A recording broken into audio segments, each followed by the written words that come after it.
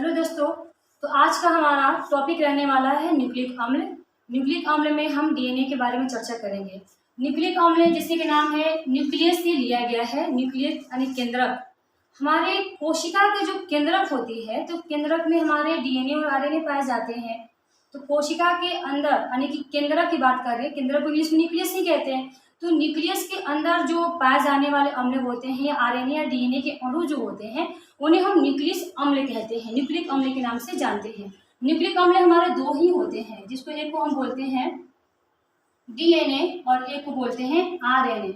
यही हमारे न्यूक्लिक अम्ल होते हैं, मतलब कि कोशिका के केंद्रक में पाए जाते हैं। केंद्रक में पाए जाने के कारण ही इन्हें हम न्यूक्लिक अम्ल कहते हैं। तो न्यूक्लिक अम्ल कितने होते हैं? हमारे दो होते हैं, आरएनए और डीएनए। ठीक है, डीएनए नाम इसलिए हुआ, इसकी शर्करा बस चेंज है, यानी कि D4 ये आपका डीऑक्सी हो गया, डीऑक्सी राइबोज। ये इसकी शर्करा है, डीऑक्सी राइबोज, डीऑक्सी राइबोज। और Na का मतलब आपका है न्यूक्लिक अम्ल, डीऑक्सी राइबोज न्यूक्लिक अम्ल। समझ गए? डीऑक्सी राइबोज न्यूक्लिक अम्ल केंद्र के अंदर पाई जाती है, इसीलिए इसको हम न्यूक्लिक अम्ल कहते हैं। केंद्र को न्यूक्लिक कहते हैं, तो न्यूक्लिक अम्ल हो गया। और केंद्र के अंदर हमारे डीएनए के साथ साथ आरएनए भी पाए जाते हैं, तो दो हमारे न्यूक्लिक अम्ल हो गए।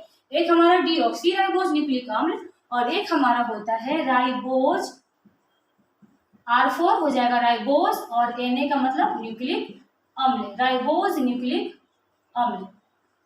अब दोनों में अंतर क्या है, इसके बारे में अध्ययन करेंगे, चर्चा करेंगे कि दोनों में अध्ययन मतलब खास अंतर क्या है। अनुवांशिक रूप से देखा जाए तो डीएनए को जो होता है हमारा वंशागति का आधार माना जाता है। 12th क्लास के 6th चैप्टर में डीएनए ही पढ़ना है, उसका चैप्टर का नाम इसी से लिया गया है, वंशागति का आणविक आधार। ठीक है, तो ये वंशागति का आधार माना जाता है डीएनए को। डीएनए अनुवांशिक सूचनाओं के घोतक होते हैं, अनुवांशिक सूचनाओं को पीढ़ी दर पीढ़ी जनरेशन में पहुंचाने का काम करते हैं, तभी हम लोग आपस में मतलब इतनी विभिन्नता प्रदर्शित करते हैं हर तरह से। और राइबोज जो होता है हमारा आरएनए न्यूक्लिक अम्ल, राइबोज न्यूक्लिक अम्ल यानी कि आरएनए जो होता है, इसका मुख्य काम होता है शरीर में प्रोटीन का संश्लेषण करना। ये राइबोसोम के ऊपर जाके प्रोटीन का संश्लेषण करते हैं, प्रोटीन का निर्माण करते हैं। समझ गए? ये आनुवांशिक गुणों का वाहक होता है और ये प्रोटीन का संश्लेषण करता है। तो कार्य भी इसका हो गया। ठीक है, इसको आणविक आधार माना जाता है, हमारा आनुवांशिकता का आणविक आधार मानता है। उसका मेन आधार क्या है? आपका डीएनए को माना जाता है। तो अब हम ये दोनों में अंतर, खास अंतर हो गया कि ये क्या करता है और ये क्या करता है। रहता कहाँ है? दोनों केंद्रक में रहता है, इसीलिए इसको न्यूक्लिक अम्ल कहा जाता है। ये भी न्यूक्लिक अम्ल है और ये भी न्यूक्लिक अम्ल है, लेकिन इनकी शर्करा अलग है। शर्करा क्या है तो ये हम जानेंगे इनकी जब संरचना देखेंगे। तो अब हम देखना चाहेंगे कि ये न्यूक्लिक अम्ल बना कैसे है। तो न्यूक्लिक अम्ल जो है हमारे, ये एक पॉलीमर है। पॉलीमर का मतलब होता है बहुलक। बहुलक क्या होता है समझाना चाहेंगे हम अपने भाषा में। जैसे कि एक ईंट होता है, ठीक है, एक छोटा सा ईंट होता है, तो एक ईंट से तो घर बनता नहीं है। पहले हम ईंट को क्या करते हैं, ईंट को बहुत बार मतलब रिपीट करते हैं, जोड़ते हैं, जोड़ते जाते हैं और दीवार बनाते हैं, दीवार से फिर करके घर बनाते हैं। तो ईंट के क्या कर दिए हम लोग, पॉलिनेशन कर दिए हैं, मतलब कि पॉलीमर्स उसको यानी कि घर बना दिए। उसी प्रकार से जब कोई एक अणु को बार बार रिपीट किया जाता है, बार बार उसी को पुनरावृत्त किया जाता है, बार बार उसी को जोड़ा जाता है, तो उससे आपका एक बहुलक बनता है। ठीक है, समझ गए? जैसे कोशिका के जोड़ने से ऊतक बनती है ना, उसी प्रकार से हमें न्यूक्लिक अम्ल बना हुआ है न्यूक्लियोटाइड से। किससे बना हुआ है? न्यूक्लियोटाइड से। न्यूक्लियोटाइड से बहुत सारे न्यूक्लियोटाइड्स को आपस में जोड़ा जाता है, तब आपके जाके बनते हैं न्यूक्लिक अम्ल। ठीक है, न्यूक्लियोटाइड से क्या बनते हैं? न्यूक्लिक अम्ल बनते हैं। न्यूक्लियोटाइड से क्या बनते हैं? न्यूक्लिक अम्ल। तो न्यूक्लियोटाइड जब इकट्ठा मिलते हैं ना, तो बोलते हैं पॉलीन्यूक्लियोटाइड। ठीक है, न्यूक्लियोटाइड। अब न्यूक्लियोटाइड किनसे बने होते हैं? तो न्यूक्लियोटाइड जो होते हैं हमारे, इनके 3 घटक होते हैं। 3 लोग मिलके न्यूक्लियोटाइड का निर्माण करते हैं। ठीक है, 3 लोग क्या क्या है? इनमें इनका शर्करा होता है, क्या होता है? पेंटोस शर्करा कहते हैं। पेंटोस शर्करा, क्षार जिसको नाइट्रोजनी क्षार कहते हैं, नाइट्रोजनी क्षार, और एक आपके होते हैं फास्फेट। इन 3 लोगों को जोड़ने से, आपस में 3 लोगों को जोड़ दिया जाएगा, तो बोलेंगे न्यूक्लियोटाइड का निर्माण हो गया। फिर वही तीनों को जोड़ेंगे तो फिर एक और न्यूक्लियोटाइड बनेगा, फिर एक और न्यूक्लियोटाइड बनेगा। बहुत सारे संख्या में जब न्यूक्लियोटाइड्स को जोड़ दिया जाएगा तो बोलेंगे पॉलीन्यूक्लियोटाइड्स बन गया। पॉली का मतलब बताया ना, जो एक ही चीज से बनता है तो उसे बोलते हैं बहुलक, यानी कि पॉलीमर। ये न्यूक्लिक अम्ल जो है एक पॉलीमर है, किसका पॉलीमर है आपका? न्यूक्लियोटाइड का पॉलीमर है। न्यूक्लिक अम्ल किसका पॉलीमर है? न्यूक्लियोटाइड का पॉलीमर है। बहुत सारे न्यूक्लियोटाइड्स मिलकर ही आपका न्यूक्लिक अम्ल का निर्माण करते हैं। और न्यूक्लिक अम्ल का निर्माण क्या कौन सा हो सकता है? या तो आपका आरएनए हो सकता है या तो आपका डीएनए हो सकता है। ठीक है, तो आरएनए का निर्माण आपका शर्करा पर डिपेंड करता है। जब आप डीऑक्सी राइबोस शर्करा डालोगे तो आपका डीएनए वाला न्यूक्लिक अम्ल बनेगा, जब राइबोस शर्करा डालोगे तो आपका आरएनए वाला यानी कि राइबोज वाला आपका न्यूक्लिक अम्ल बनेगा। समझ गए? तो संरचना पे चलते हैं। तो न्यूक्लियोटाइड कितने घटक होते हैं? 3 घटक होते हैं, पेंटोस शर्करा, नाइट्रोजनी क्षार और फास्फेट। पेंटोस शर्करा, नाइट्रोजनी क्षार और फास्फेट। ठीक है, इन तीनों को मिला दिए जाएंगे, फिर न्यूक्लियोटाइड बनाएंगे। न्यूक्लियोटाइड से क्या बन जाएगा? न्यूक्लिक अम्ल। फिर संरचना देखेंगे कि कब ये आरएनए बन गया, कब ये डीएनए बन गया, फिर अलग अलग से सबकी संरचना और कार्य भी देखेंगे। तो पेंटोस शर्करा, नाइट्रोजनी क्षार और फास्फेट जिक्र कर लेते हैं हल्की हल्की इनकी। जिसे पेंटोस शर्करा का जो प्रकार होता है वो 2 टाइप के होते हैं, तभी तो 2 टाइप के न्यूक्लिक अम्ल भी बन जाते हैं। तो पेंटोस शर्करा हमारे 2 टाइप के होते हैं। एक हमारे होते हैं राइबोज शर्करा, जिसका सूत्र होता है C5H10 और O5। C5H10O5 1:1 रेशियो का अंतर है। ठीक है, 1:1 रेशियो यानी कि 5 बीच में कितना 10 डबल है। तो C5H10O5 कार्बनिक यौगिक है ये C5H10O5 याद रहेगा। इसको बोलते हैं राइबोज शर्करा। और दूसरा हमारा जो होता है शर्करा का नाम है डीऑक्सी राइबोज शर्करा। डीऑक्सी राइबोज शर्करा, इसका सूत्र होता है हमारा C5H10O4। C5H10O4 बस एक O का कमी है, बस इतने का अंतर है, इनकी शर्करा का नाम भी बदल गया। राइबोज शर्करा के लिए क्या सूत्र है? C5H10O5। C5H10O5 तो राइबोज शर्करा है, लेकिन C5H10O4 हो गया यानी कि ऑक्सी क्या हो गया? एक डी हो गया यानी कम हो गया। इसीलिए शर्करा में राइबोज है लेकिन क्या लगा है? डीऑक्सी लगा हुआ है। डीऑक्सी का मतलब इसमें ऑक्सी जो है, ऑक्सीजन जो है एक लेस है, तो डीऑक्सी राइबोज नाम हो गया। ठीक है, ए वाली शर्करा लगेगी तो राइबोज शर्करा कहेंगे और वो आरएनए का निर्माण कर देगी, और ए वाली शर्करा लगेगी तो इसमें ओ क्या लगेगा? कम रहेगा, तो उसको बोलेंगे डीऑक्सी राइबोज, और यही शर्करा हमारा डीएनए का निर्माण कर देगी। ठीक है, तो पेंटोस शर्करा देख लीजिए 2 होते हैं, एक राइबोज शर्करा और एक डीऑक्सी राइबोज शर्करा। ठीक है, C5H10O5 आपका राइबोज का सूत्र हो गया C5H10O4। O4 क्यों? क्योंकि एक कम है, तभी तो उसका नाम है डीऑक्सी राइबोज। ठीक है, अब हम किसकी बात करेंगे? नाइट्रोजनी क्षार की बात करेंगे, क्योंकि इसके भी पार्ट होते हैं। तो नाइट्रोजनी क्षार के 2 आपके ग्रुप बनाए गए, समूह बनाए गए हैं। नाइट्रोजनी क्षार के अंतर्गत जो होते हैं 2 क्षार माना गया है, एक प्यूरिन एक पाइरिमिडिन। एक का नाम है प्यूरिन, एक का नाम है पाइरिमिडिन। प्यूरिन और पाइरिमिडिन, प्यूरिन में 2 क्षार का समूह रखा गया है, पाइरिमिडिन में भी 2 क्षार का समूह रखा गया है। टोटल मिला के हमारे डीएनए में 4 टाइप के क्षार होते हैं। कितने होते हैं? 4 टाइप के क्षार होते हैं, और यही क्षार जो होते हैं आपस में रिपीटेशन किए गए होते हैं, पॉलिनेशन किए गए होते हैं। तो नाइट्रोजनी क्षार के 2 समूह है, प्यूरिन और पाइरिमिडिन। प्यूरिन में क्या होते हैं? तो प्यूरिन में आपको बताते हैं, प्यूरिन में जो होते हैं ना, प्यूरिन में यहाँ पे जगह तो नहीं है, यहाँ पे देते हैं। ठीक है, तो प्यूरिन में हमारे जो होते हैं, प्यूरिन में एडेनिन और ग्वानिन नाम के क्षार होते हैं। एडेनिन को ए बोलेंगे और ग्वानिन को जी बोलेंगे। ठीक है, शॉर्ट में भी सूचित किया था इसको। और हमारे जो पाइरिमिडिन के सदस्य होते हैं, पाइरिमिडिन होते हैं, उनमें जो होते हैं थायमिन। एक काम करते हैं, उसको साफ कर देते हैं। ठीक है, यहाँ तक आप लोग स्क्रीनशॉट ले लेना, उसके बाद हम साफ करके बताते हैं कि प्यूरिन में कौन से क्षार आते हैं और पाइरिमिडिन में कौन से क्षार होते हैं। फिर बताएंगे कि इसमें क्षार और उसमें क्षार, क्योंकि थोड़ी सी मात्र अंतर होता है क्षारों का, जो कि इस डीएनए से अलग करता है और खास अंतर प्रदर्शित भी करता है। तो हम क्षार बताने वाले हैं, आप इसका स्क्रीनशॉट ले लो, फिर हम इसको फटाफट से साफ कर देते हैं। ठीक है,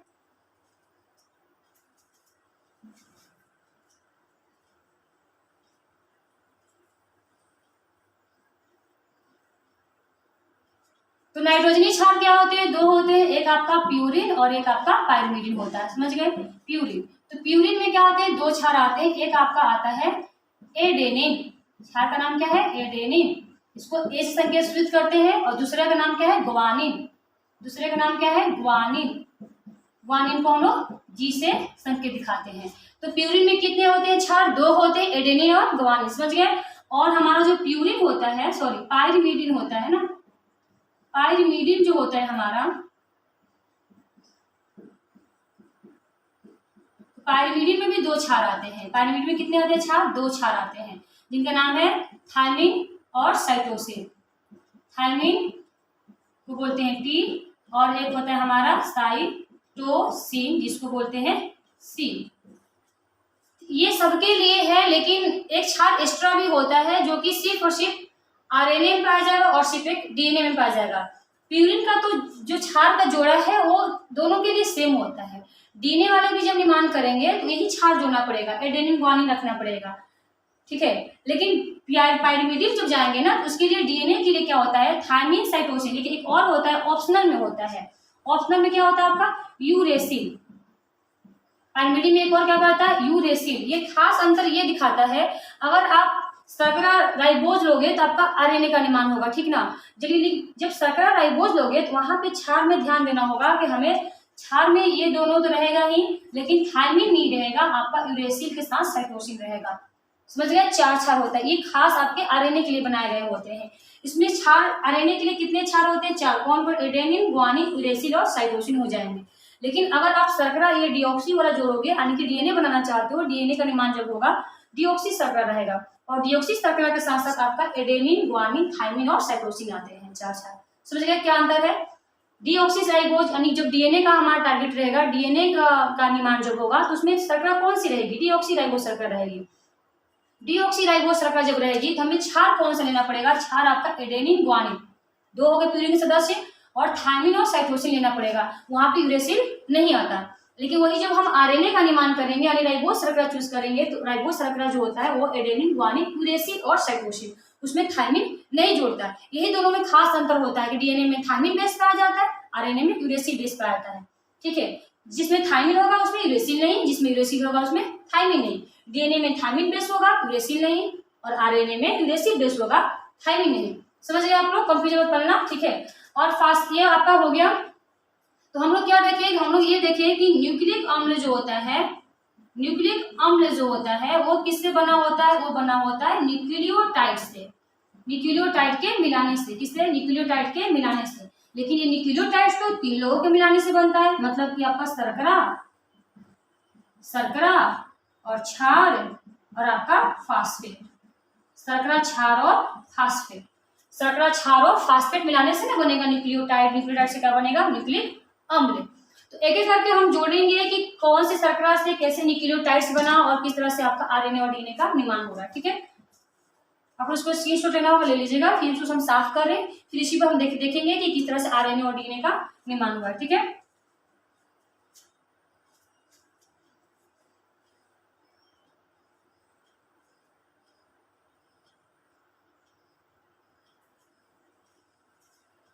चलिए पेपर ले लिया होगा, हम साफ कर देते हैं।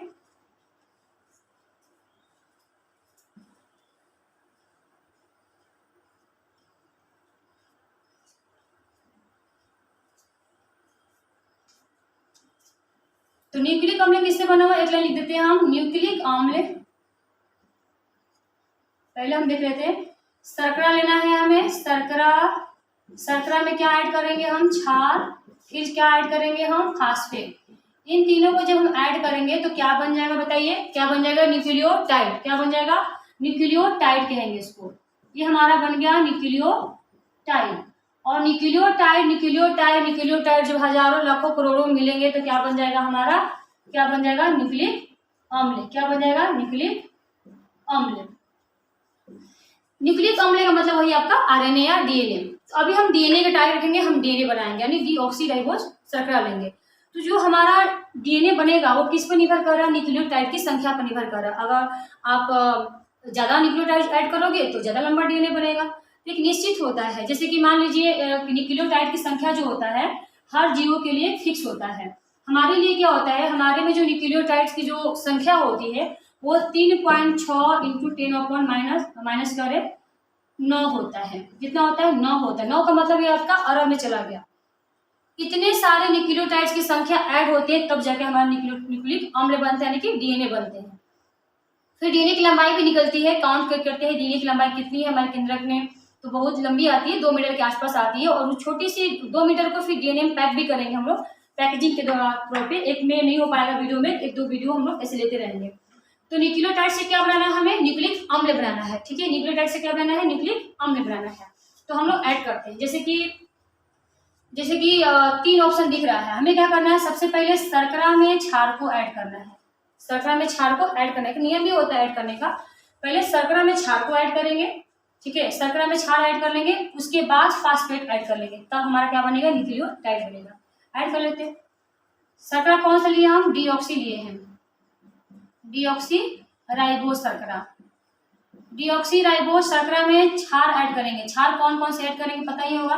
तो क्षार ऐड करते हैं हम लोग, एडेनिन, गुआनिन होता है, थायमिन और साइटोसिन होता है, याद है ना। एडेनिन गुआनिन थायमिन और साइटोसिन। इसमें यूरेसिल नहीं रहेगा क्योंकि हम शर्करा बदल दिए, डीऑक्सी राइबोज शर्करा हम लिए हुए हैं।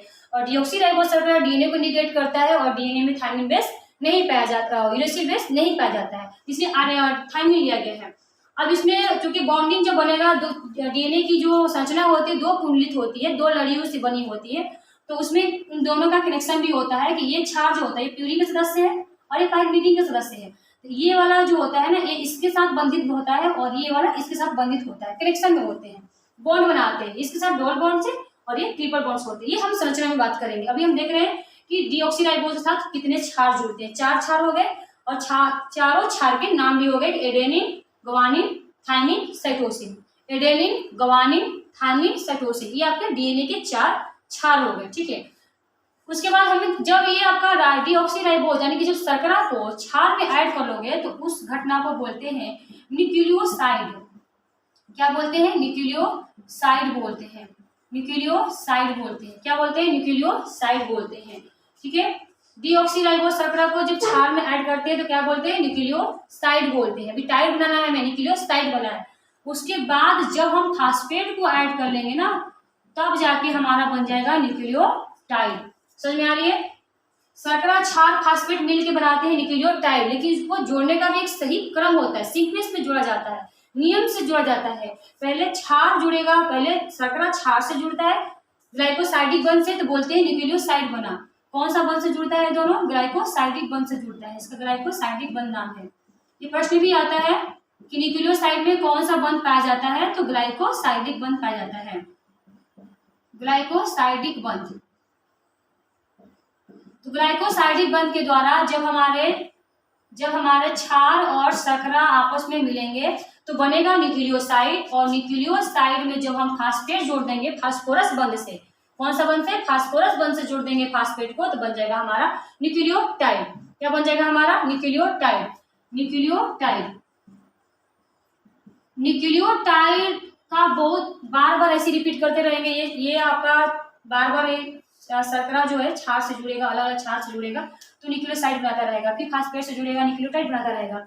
ये तीनों मिल के बनाएंगे न्यूक्लियोटाइड और इन तीनों को जब आपस में जोड़ देंगे तो बन जाएगा हमारा न्यूक्लिक अम्ल। तो देखते हैं, ऐसे नहीं समझ में आया होगा, हम समझ रहे हैं तो एक बार इसको बना कर देखते हैं। जैसे मान लीजिए ये हमारा क्षार हो गया, पेंटो शर्करा है, 1 2 3 4 5 कार्बन शर्करा हमारा हो गया, ठीक है। शर्करा में हमें क्या जोड़ना है, क्षार जोड़ना है। क्या जोड़ना है, क्षार। कौन सा बंध से, ग्लाइकोसाइडिक बंध से। क्षार 4 हमारे पास है, मान लीजिए एडेनिन जोड़ दिए। क्या जोड़ दिए, एडेनिन जोड़ दिए। तो जब क्षार शर्करा और क्षार जुड़ते हैं तो क्या कहते हैं, न्यूक्लियोसाइड कहते हैं। जब शर्करा और क्षार जुड़ते हैं तो क्या बोलते हैं, उसको न्यूक्लियोसाइड कहते हैं। अब जब फास्फेट जुड़ जाएगा ना फास्फोरस बंध से, तब उसको बोलेंगे न्यूक्लियोटाइड बन गया। क्या बन गया, न्यूक्लियोटाइड। देखिए जैसे कि मकान बनाना ईंट का काम होता है, बोलते हैं ना ईंट से मकान बन गया, लेकिन सच में देखा जाए तो क्या सिर्फ ईंट से बन जाता है, नहीं। उसके लिए क्या करना पड़ता है, सबसे पहले 3 चीज का यूज किया जाता है। सीमेंट जिसको बोलते हैं, सीमेंट होता है, बालू होता है और फिर ईंट होता है। तो दीवार बनाने के लिए क्या विधि है, सबसे पहले तो विधि ये है कि सीमेंट को बालू मिक्स कीजिए, है ना। पहले इसको मिक्स कर लेते हैं तो क्या बोलते हैं, इसको मसाला बन गया। क्या बोलते हैं, मसाला बन गया। फिर उस मसाले में बीच में ईंट को जोड़ते हैं, मसाले डालते हैं, ईंट को जोड़ते हैं, मसाले डालते हैं, ईंट को जोड़ते हैं, तब ना जगह दीवार बनता है। और 4 दीवार बना तो फिर घर बन गया। उसी प्रकार से विधि इसमें भी है। हमें इन तीनों में से सबसे पहले इन दोनों को जोड़ना है, यानी कि मसाला तैयार कर लेना है। जब ये दोनों जुड़ जाए तो बीच में फास्फेट को डालते रहना है। जैसे ईंट जोड़ते हैं ना, इसी प्रकार से फास्फेट को डालते रहना है। तो जब इन दोनों को जोड़ेंगे तो क्या बन जाएगा, न्यूक्लियोसाइड। जैसे कि है ना, इन दोनों को जोड़ेंगे तो बन जाएगा मसाला का निर्माण, यानी इसको नाम बदल जाता है। उसी प्रकार से जब इन दोनों को हम ऐड करेंगे, शर्करा क्षार को ऐड करेंगे, बोलेंगे न्यूक्लियोसाइड बन गया। फिर बीच बीच में फास्फेट डालते रहेंगे तो क्या बन जाएगा, न्यूक्लियोटाइड। कैसे निर्माण करते देख लीजिए, ये हमारा हो गया शर्करा, ये हमारा हो गया क्षार, ये का मतलब एडेनिन क्षार है। शर्करा क्षार जब जोड़े तो क्या बन गया, न्यूक्लियोसाइड। बीच में क्या डाल दिए, फास्फेट। तो अब ये तीनों मिलकर क्या बना लिया, ये बना लिया हमारा न्यूक्लियोटाइड। ये दोनों से क्या बना था, न्यूक्लियोसाइड। अब तो फास्फेट भी जुड़ गया तो क्या बन गया, न्यूक्लियोटाइड। एक न्यूक्लियोटाइड हो गया। यही क्रम आगे भी जारी रखेंगे। ये हमारा क्षार हो, शर्करा हो गया। अगला क्षार कौन सा है, जिसे मान लीजिए गुआनिन को जोड़ दिए, ठीक है। जब शर्करा और क्षार जुड़ता है तो पता ही होगा न्यूक्लियोसाइड कहते हैं। न्यूक्लियोसाइड के बाद क्या जोड़ देंगे, फास्फेट, तो क्या बन गया, न्यूक्लियोटाइड। एक और न्यूक्लियोटाइड, एक और न्यूक्लियोटाइड। वैसे ही फीड क्रम चलता रहेगा। ये हमारा शर्करा है, ये हमारा क्षार है और ये हमारा फास्फेट है। फिर से बन गया न्यूक्लियोटाइड। इन दोनों को जोड़े तो न्यूक्लियोसाइड, फास्फेट जोड़ दिए तो न्यूक्लियोटाइड। ऐसे ही हमारा बहुत सारे न्यूक्लियोटाइड चलते हैं। तो बोलते हैं लास्ट में कि पॉलिनेशन हो गया, मतलब इनका रिपीट हो गया। पॉलिनेशन जब होता है तो पॉली लगाते हैं, यानी कि पॉलीन्यूक्लियोटाइड बन गया। क्या बन गया आपका, पॉलीन्यूक्लियोटाइड बन गया। समझ गए, पॉलीन्यूक्लियोटाइड कैसे बन गया। न्यूक्लियोटाइड को न्यूक्लियोटाइड को जोड़ते गए तो क्या बोल देंगे, पॉलीन्यूक्लियोटाइड बन गया। ईट को जोड़ देंगे, बोलेंगे पॉलीईट बन गया। पॉली का मतलब बहुत ज्यादा, बहुलक उसको बोला जाता है। तो पॉलीन्यूक्लियोटाइड हो गया। और पॉलीन्यूक्लियोटाइड ही हमारा क्या है, हमारा यही हमारा क्या है, न्यूक्लिक अम्ल है। क्या है हमारा, न्यूक्लिक अम्ल है, न्यूक्लिक अम्ल है। अब आपका न्यूक्लिक अम्ल दो होते हैं तो कौन सा बना है, तो देखिए हमारा मकसद क्या था, कौन सा क्षार जोड़े हैं, डीऑक्सीराइबोज क्षार जोड़े हैं। यहाँ पे क्षार कौन सा है, डीऑक्सी वाला है। और उसमें हम लोग क्षार शर्करा तो हो गया, क्षार में भी हम ध्यान दिए हैं कि यूरेसिल ना हो, थायमिन हो। तो जब हम शर्करा को बदल दिए डीऑक्सी वाला और क्षार भी लिए थायमिन वाला, तो हमारा जो न्यूक्लिक अम्ल लास्ट में बनेगा वो कौन सा बनेगा, डी वाला बनेगा, मतलब डीएनए बनेगा। डीएनए बनेगा, क्या बनेगा, डीएनए बनेगा। समझ गए। आरएनए के लिए भी बहुत इजी है। आरएनए के लिए क्या करना पड़ेगा आपको, हमारा जो क्षार है, शर्करा है, उसमें राइबोज शर्करा लेना पड़ेगा। और जब हम राइबोज शर्करा लेंगे तो यहाँ पे क्या होगा, टी की जगह पे यू रहेगा। सेम प्रक्रिया रहेगा, यहाँ पे हम शर्करा लेंगे, क्षार लेंगे, लेकिन उसमें टी की जगह यू रहेगा, ये ध्यान देना है। बाकी सब रहेंगे ही। और यही हमारा पॉलीन्यूक्लियोटाइड बनेगा और जो लास्ट में रिजल्ट आएगा वो आरएनए का आ जाएगा, ठीक है। इसका चूंकि डीएनए का जब संरचना बनाएंगे तो हम देखेंगे कि जो पॉलीन्यूक्लियोटाइड होते हैं डीएनए में दो बनते हैं। डीएनए दोहरी संरचना होती है, उसमें दो बनाए जाते हैं, ठीक है। संरचना अगले पार्ट में देखेंगे जब डीएनए की संरचना पढ़ेंगे। तो अभी के लिए बस समझना था डीएनए न्यूक्लिक अम्ल क्या होते हैं। न्यूक्लिक अम्ल दो होते हैं, आरएनए और डीएनए होते हैं। यानी एक राइबोज न्यूक्लिक अम्ल, ठीक है, एक राइबोज न्यूक्लिक अम्ल से बना आरएनए और डीऑक्सीराइबोज न्यूक्लिक अम्ल से बना है हमारा डीएनए। तो दोनों का बनाने का मेन काम क्या है, हमारा न्यूक्लिक अम्ल बना है न्यूक्लियोटाइड से। किससे बना है, न्यूक्लियोटाइड से। बहुत सारे न्यूक्लियोटाइड जोड़ते हैं तो क्या बनता है, हमारा न्यूक्लिक अम्ल बनता है। और न्यूक्लियोटाइड भी तीन चीज से बने होते हैं, शर्करा, क्षार, फास्फेट। शर्करा भी दोनों में अलग अलग होते हैं। अगर राइबोज शर्करा है तो आरएनए का निर्माण करेगा, डीऑक्सीराइबोज शर्करा है तो डीएनए का निर्माण करेगा। और उस शर्करा के आधार पर क्षार भी बदलना होता है। क्षार के प्यूरिन में, क्षार के जो प्यूरिन होता है उसमें दो रखे गए हैं, एडेनिन और ग्वानिन को रखे गए हैं। और पायरिमिडीन में भी दो रखे गए हैं, थायमिन और साइटोसिन को रखे गए। ये आपका डीएनए के लिए। लेकिन अगर आरएनए आपका निर्माण करना है राइबोज वाला, तो वहां पे एडेनिन, थायमिन, एडेनिन, ग्वानिन के साथ साथ यूरेसिल और साइटोसिन रहेगा, वहां पे थायमिन नहीं रहेगा। ये आपका मुख्य बात को ध्यान में देना है। जोड़ने का प्रक्रिया क्या है, आपको सबसे पहले शर्करा को क्षार से ऐड करना है तो न्यूक्लियोसाइड बनेगा। कौन सा बंध से, ग्लाइकोसाइडिक बंध से। कौन सा बंध से, ग्लाइकोसाइडिक बंध से। हमें शर्करा को क्षार से पहले ऐड करना है, क्या बनेगा, ग्लाइकोसाइडिक बंध से न्यूक्लियोसाइड बन जाएगा, ठीक है। जब न्यूक्लियोसाइड बन गया तो उसमें फास्फेट को जोड़ना है, क्या बन जाएगा, न्यूक्लियोटाइड बन जाएगा। जब न्यूक्लियोसाइड में फास्फेट जोड़ेंगे तो क्या बनेगा, न्यूक्लियोटाइड बन जाएगा। और बहुत सारे न्यूक्लियोटाइड को रिपीट करेंगे तो क्या बन जाएगा, पॉलीन्यूक्लियोटाइड, यानी कि न्यूक्लिक अम्ल बन जाएगा, ठीक है, न्यूक्लिक अम्ल बन जाएगा। अगर समझना होगा तो ऐसे भी बोल सकते हैं कि एक हमारा जो होता है दीवार बनाते हैं, क्या बनाते हैं हम लोग, दीवार बनाते हैं। और दीवार से क्या बनाते हैं भाई, घर बनाते हैं ना। उसके लिए क्या करते हैं, सीमेंट बालू ईंट में से पहले सीमेंट और बालू को जोड़ते हैं, उसमें से फिर ईंट को जोड़ते रहते हैं, दीवार बन जाता है। तो उसी प्रकार से आपको ये बात भी ध्यान में रखना है। उम्मीद करते हैं आप लोग समझ गए होंगे न्यूक्लिक अम्ल क्या है, किस तरह से डीएनए आरएनए का नाम हुआ है। डीऑक्सीराइबोज न्यूक्लिक अम्ल, राइबोज न्यूक्लिक अम्ल। क्षारों का अंतर क्या है, उनके कौन कौन से क्षार होते हैं, शर्कराओं का अंतर क्या है, शर्करा का सूत्र भी, और बनाने का तरीका भी किस तरह से लोग बनाए हुए हैं। अगली वीडियो में हम उनका संरचना देखेंगे, डीएनए की संरचना देखेंगे, कौन सा क्षार कौन से बॉन्डिंग से जुड़ा हुआ है, दोहरी संरचना के बारे में, डीएनए का मॉडल बनाएंगे, ठीक है, उसे काउंट करेंगे, आरएनए का भी देखेंगे। तो ऐसे लंबा चलेगा वीडियो, अगले पार्ट में फिर लेके आएंगे जिसमें हम डीएनए का पैकिंग भी करना सीखेंगे, आरएनए का पार्ट पढ़ेंगे, ठीक है ना। तब तक के लिए इतना ही है, आप लोग इसको पढ़ो, एक स्क्रीनशॉट ले लो, ठीक है।